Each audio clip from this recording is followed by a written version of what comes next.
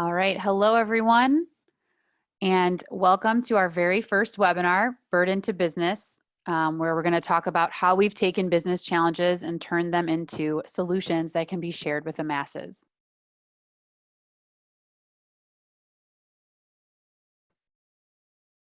Here's what we'll be covering in our short time together today.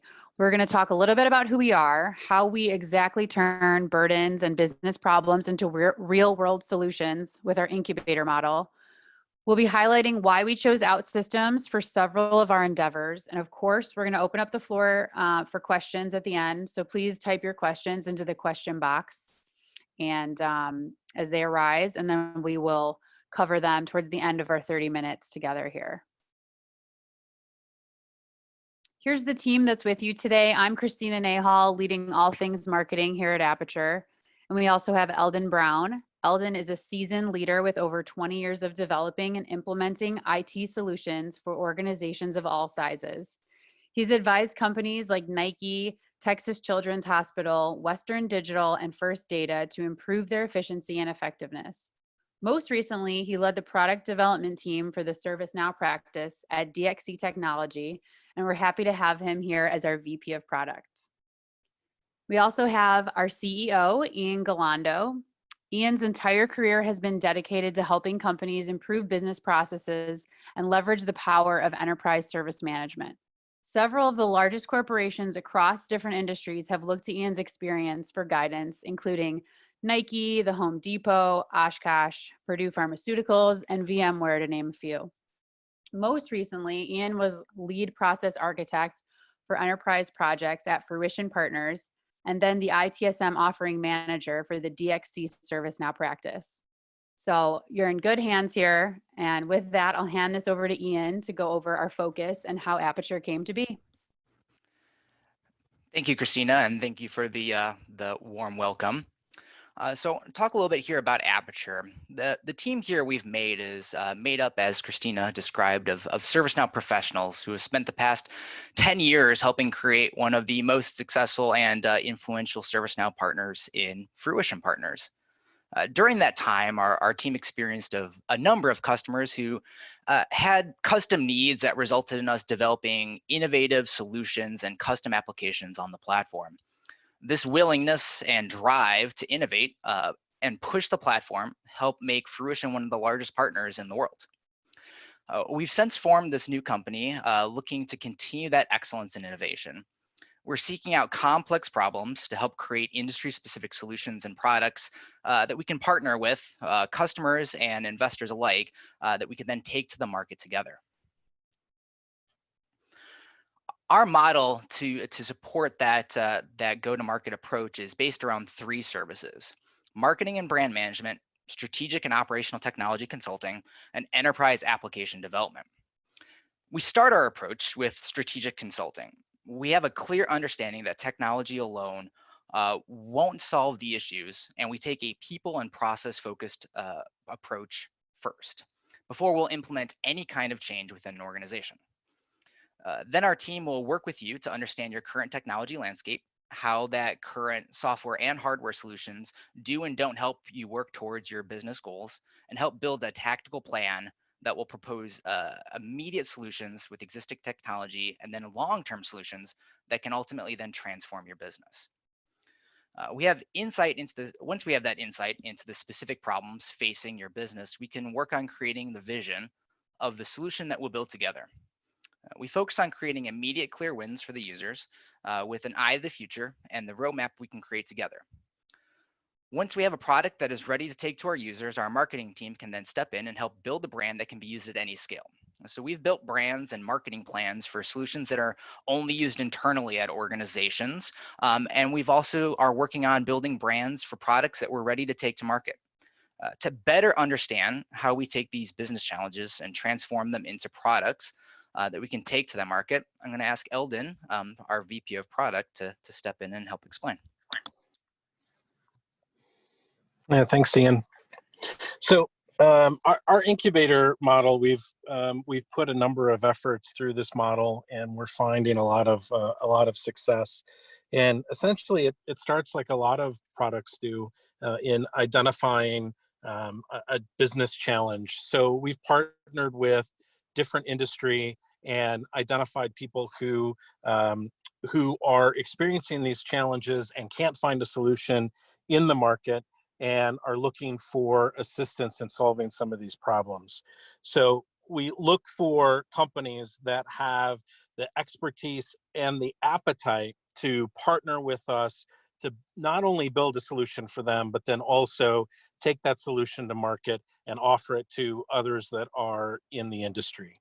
So we look for opportunities that are repeatable and have value outside of solving for one specific organization. So we marry that with a network of investors who are looking for new opportunities to invest. In some cases, they already have expertise or they have other investments in the same industry or a related industry. And in a lot of cases, the industry player that we're partnering with is also then an investor. So we take those two things together, and then we go and we conduct extensive market research to map the landscape of the existing solutions for that industry. And what we're looking for is white space that we can address with some sort of unique value proposition. And we find that sometimes it's a standalone type of solution, and in other cases, it's about being an overlay or an integration to existing solutions and just making them work better together. So then we work with, at this point, our industry partner or partners and our investors to design and develop this new solution. And I'm going to talk more about the product development side on the next slide.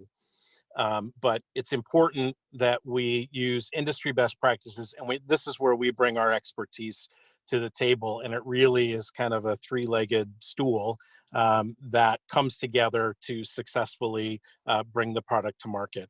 So Ian talked a little bit about our internal resources and some of the other work that we do, including the go-to-market and marketing and branding resources that we have. So once we've got a product and we develop that, then we are leveraging those marketing and branding and taking that taking that solution to market. So having those skills in-house really helps us. So once we've taken kind of the go-to-market plan and we have our developed version 1 of our product, then we execute against that sales and marketing plan. So in a lot of cases, again, we're leveraging this network of industry as well as on the investment side, and we execute against that plan. And finally, where we've found high value opportunities and we've built solutions, we're actually, as an incubator, then we're spinning out those products and solutions into their own companies. So Appature Manufacturing Solutions and Broadleaf are just two examples of where we've done that. And so overall, that's kind of our incubator model. It's really about marrying different groups of people and partnering to take something to market that solves a need and fills white space that exists today. So let me talk just a little bit about the product development process and how we approach that. So, first we have to clearly define the problems that we're trying to solve. So in most cases, as I said, we're working with a partner that's already in the industry. So it's important for us to really understand what are their challenges, and also then, differentiate between challenges across the industry and challenges for that particular company or organization. So, if we're going to incubate a marketable solution, we have to be sure that we're solving industry-wide problems. So to do that, we'll conduct some thorough market research, and we'll identify and look at the landscape of the current solutions, the markets they serve, the business model that they use. We're looking for where we can add value and solve some of the problems that other people aren't solving. So in some cases, that ends up being an entirely new standalone solution. And like I said before, in other cases, it's really about integrating and overlaying point solutions in order to create a real end-to-end product that is useful for our customers. So at the end of research, we confirm that there's a marketable solution that is within our wheelhouse, and so we'll put together a high-level roadmap and work with our industry partners and our investors to make sure that everyone understands what does that long-term opportunity, what does the big picture look like, what is that roadmap. But the first step on that roadmap is really to carve out what we believe is the minimum viable marketable product that we can go to market with. We've got to find the right balance of building enough of that broad vision and overall solution, but not so much that we take too long to develop and test and go to market with the product that we have. So if we can identify and target where the highest value functionality and solution is in order to get traction, then we're able to execute on the longer term vision over time. So we take that and we create and build that first version of the product, and we use that as a pilot with our partners. So this goes back to identifying partners who not only have a need but also are willing to invest in time and expertise in order to help build that solution. So we pilot it with our partner and we get immediate feedback. We know what works and doesn't in a real world situation. And that gives us the opportunity then to adjust our assumptions, to make corrections, and to tweak the product before we go and execute and take that version 1 to market. So obviously at every step along the way, there's a feedback loop back to the earlier phases. And sometimes the lessons that we learn in our pilot are things that are actionable immediately. They're within the scope of our initial pilot. And then in other times, it just informs the longer term roadmap and strategy. But each one of these boxes can loop back to a previous box. So in a nutshell, that's kind of how we go from an idea all the way to a marketable product. And as you can imagine, at any step along this way, we can also identify issues or market influences that might change the fundamental assumptions. And so more in the earlier stages than later, there's also a chance that those that we course correct and maybe find out that what we thought was a viable solution isn't. But in general, this is our kind of end-to-end process for developing the product. So I'm going to turn it back over to Ian to talk a little bit about how once we've identified a solution and what that white space is, how we decide then from a technical perspective how to go about building the solution given the number of different options that are out there. Thanks. So to facilitate that model, we need to make sure we're using the right technology, and to ensure that we're able to capitalize on those opportunities quickly. The platform that we select is absolutely critical. And so when we're evaluating our technology platforms that we might use, these are some of the criteria that we use. So first, we want to consider its development capability. We want something that's full stack, so it makes our front end and our back end development seamless and easy to iterate. As Eldon mentioned, those different steps of our incubation development process iterate on each other, and so we need that ability to have a platform that can quickly facilitate those iterations. Next, we want to make sure that it can scale. Is the solution that we're building something that's going to be leveraged by a smaller set of users, maybe only internally at a single organization? Or is this something that's intended to be a full-scale SaaS product that we're taking to the market as we're describing here? And with that being the case, the platform needs to scale seamlessly on both ends, as that seed customer is only going to have smaller sets of users, but we need to be able to scale up to handle potentially thousands. That speed to prototype, again, as Eldon mentioned, is absolutely essential. Time wasted on outdated back-end or front-end development is time spent iterating on a product that might ultimately not make it to market. And maybe the idea isn't ultimately viable or is only viable for the niche case of a specific customer, which is fine, and we're happy to facilitate that. But having that quick iteration and that ability to quickly create prototypes that fleshes out some of the core functionality is critical for us to get to market quickly, both to, again, to iterate, but also to prevent any kind of market share loss if there's others that are potentially pursuing the same problem we are. And then multi-experience maturity. Nowadays, everybody expects to be able to use their SaaS software however they want to use it, whether they're on their desktop, their laptop, a mobile web browser, or even a native mobile application. And so our ideal platform can be leveraged anywhere, and we can build our solution to facilitate whatever that need might be. And then finally, the UX of development of environment. We want a platform that's going to give us the maximum flexibility in the design and the development of our UX.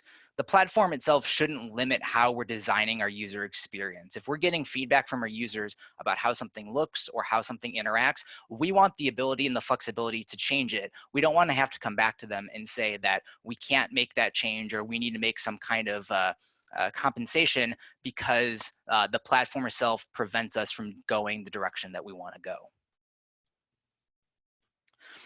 This is why we're happy to announce that our very important partnership Appature has formed with OutSystems. The OutSystems platform meets and exceeds all of this criteria for our ideal technical platform. It's designed for research and development and rapid iterations, allowing us to do that quick prototyping. It provides us maximum control on how our solutions and products function, providing a lot of different options as far as the how they experience it, whether it's a web app or native mobile applications, or even both. It gives us flexibility in whether it's cloud, customer cloud, on-prem deployments, again, meeting the specific needs for both the solution and the customers, which is absolutely critical. We don't want to have to pigeonhole our products and our solutions into a specific subset of options when we need flexibility depending on the specific business problem that we're targeting. It significantly shortens the development time that we need, which allows us to spend that time saved on either getting to market with V1 faster, more time adding additional features to make a more robust product offering at market, or that gives us an additional time internally to add in additional people and process initiatives, or even expand the footprint of our user experience, adding more user accessibility options that maybe weren't available with the previous amount of time we had. And also critically, it provides intellectual property protections for anything we build, which obviously is critical for us going to market with products. And here we can see that Gartner has identified OutSystems as a leader in the multi-experience development platform group. So it's hitting all of the marks that we could possibly want in a development platform. So I'd like to invite Eldon again to talk about one of Appature's biggest success stories to date. Thanks, Ian. And so one of our products that we've been working on for about the last 9 months or so is we partnered with a company called Redbud Roots. They're a cannabis cultivator in Michigan, and they're on a high growth trajectory. And part of their issue was in the cultivation process, there are a number of tasks that need to be completed. There's ongoing management of all of the crops. And as you scale, keeping track of all the work that needs to be done and when it's done becomes very important. That day-to-day management is typically done using emails and spreadsheets. This probably sounds familiar to a lot of you out there. Like a lot of industries, they're tracking the best that they can, but it creates a lot of challenges, not just for staying on top of the day-to-day activities, but also understanding the environment that the plants are growing in, and things like irrigation schedules, not just when to irrigate, but also how much is being used in terms of water and nutrients, and being able to really track those measurements over time and correlate that to the outcome of the crop. And so there are some point solutions today in the industry, and there are products that are agriculture related products in general, but there really is not a great solution for tackling these challenges specifically in the cannabis market, and that have been designed for that space. So we've been working very closely with them, and we're currently piloting Broadleaf, which is our new SaaS software product, with them in order to take this to market. So we're using it now. They're managing thousands of plants using the software. We use the OutSystems platform to accelerate our ability to prototype and build and implement the product for them.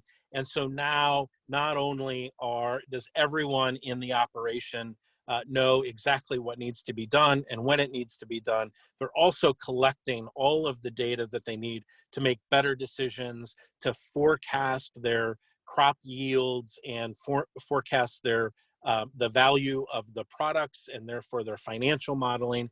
And so this has been a huge benefit to Redbud, and it will also be a benefit then to other cannabis cultivators as we take this to market. So this has been really an exciting project for us, and also is turning out to be of great value to Redbud. So we're excited about how quickly we've been able to go from concept to a working product, and now taking it forward into the industry. Thanks, Eldon. So we want to work with you to build the next Broadleaf.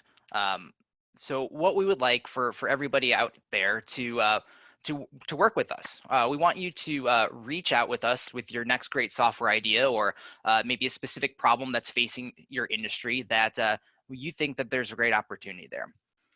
Reach out to us at info@appature.co, and we'll respond within 2 business days to set up some time to talk through what that opportunity is. We'll talk about what the business problem is, if you are aware of any solutions out there that maybe try to address the same problem, and we'll just kind of run through a number of different questions to kind of help evaluate what the issue is.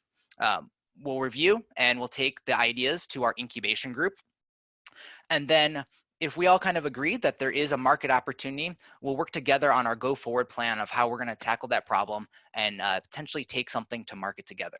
So again, reach out to us at info@appature.co with that problem, and we will respond, and we would love to work with all of you on creating something together. That's great. Thanks, Ian. Like I said, just submit any questions that you guys have through the question panel. I do have a couple here that I'll run past you guys. So someone wrote, if your background is ServiceNow, why did you build Broadleaf on OutSystems instead of ServiceNow? Yeah, that's a great question. And there are a couple of reasons. So, we talked a little bit about specifically the benefits of OutSystems, but, as we looked at the requirements for a solution in this industry, like a lot of organizations where you have, people in the field, it's a highly mobile workforce. The people who are doing the cultivation are moving around a lot, and so being able to manage the processes in a mobile environment really led us down a path that said this solution needs to be mobile first. And, you know, obviously there are a lot of great things about ServiceNow, and that's, you know, that's our background. But when we looked at the speed with which we needed to develop the solution and the fact that it was mobile first and the flexibility of OutSystems, it really made a lot more sense for us to build Broadleaf on top of OutSystems, because all of the tools that we needed were already there, they were already native, and very quickly we were able to prototype and now release the solution for iOS devices as well as Android devices, and we just would not have gotten that speed to market using ServiceNow. Great, thanks, Eldon. Robert asked, what were the re-platforming challenges you faced for the applications you built? So I'll go ahead and jump in on this one for a moment here, Eldon. So one of the things is that, you know, OutSystems has provided us a ton of flexibility, and some of these older systems have some, we'll say, interesting database designs. And so when we're building our ideal point solutions, we have complete flexibility to build it the way that we want it. And one particular challenge that we faced was that we built the solution how we wanted it to work, and because of the older systems way it was architected, we had a lot of opportunity in how we would bring and transform what was a pretty flat data model into something more complex. And that added some organizational change challenges as we rolled that system out, but ultimately provided a great solution for the customer. And again, it was built with an eye to the future, and it's something that we know we'll be able to leverage successfully when we have when we build out the new solution for the customer that's replacing that legacy system. So ultimately, the flexibility has given us a lot of choices with how we implement, which can, you know, be a challenge when you're working with older flat data models. But really, that's a pretty good challenge to have. Thanks, Yeah, Ian. I would just add to that. I think there's a common trap that you fall into anytime you're re-platforming or looking to modernize some type of existing process or system, which is that you can easily fall into the trap of lift and shift, where you're trying to just duplicate what you have in the legacy system. And the reality is, re-platforming and modernization is not just an opportunity to update the technical underpinning systems, but also to really improve the efficiency, improve the usability, and the effectiveness of the product. So that's always a challenge. Ian referenced it. When you talk about organizational change, people are very tied to the way things are today, the way they work today, even if they're not optimal. And so overcoming that is always a challenge. Great, thanks. I will, I know we're at time, but I do have one more question we can squeeze in here. They ask, are you looking purely for new standalone apps or also opportunities to carpet legacy applications, i.e. leave system of record in place and enhance with a new, more capable layer? Yeah, I would say it's absolutely both. Eldon, I don't know if you have anything you want to add to that, but yeah, Eldon himself referenced it in some of his incubation discussions about how sometimes the solution is providing a cleaner interface by which they would interact with multiple systems, kind of combining multiple potentially legacy systems into a single interface to take out a lot of the confusion and difficulty a user might have trying to work with each point solution. Yeah, I would agree. I mean, we have examples already where we've essentially created new capabilities, new, if you think of it like a new module for an existing system simply by integrating and building a new application, but leaving the underpinning platform in place. So there are absolutely marketable opportunities in that space. And in some cases, if we go back to kind of our incubation model and our investor hat, in a lot of cases, there is a great benefit to adding new capability and new interfaces without having to replace the entire legacy system, because you have an ingrained user base already, which can make it, an easier sell as a new industry solution. So yeah, if you have ideas out there that are enhancements to or kind of modular incremental improvements to an existing platform, I think those are absolutely worth exploring. Great. Thanks, guys. Well, I know we're about 2 minutes over, so we will share the recording of this webinar with you. And thanks so much for joining us. Be sure to follow us on Facebook, Instagram, and LinkedIn so you can be in the know of more upcoming virtual discussions that we have. And also, if you'd like to take OutSystems for a spin, visit our website at appature.co/OutSystems, and you can download your own personal environment to check it out there. So thanks, Ian and Eldon, for your time, and thanks everybody for joining, and have a great rest of your week.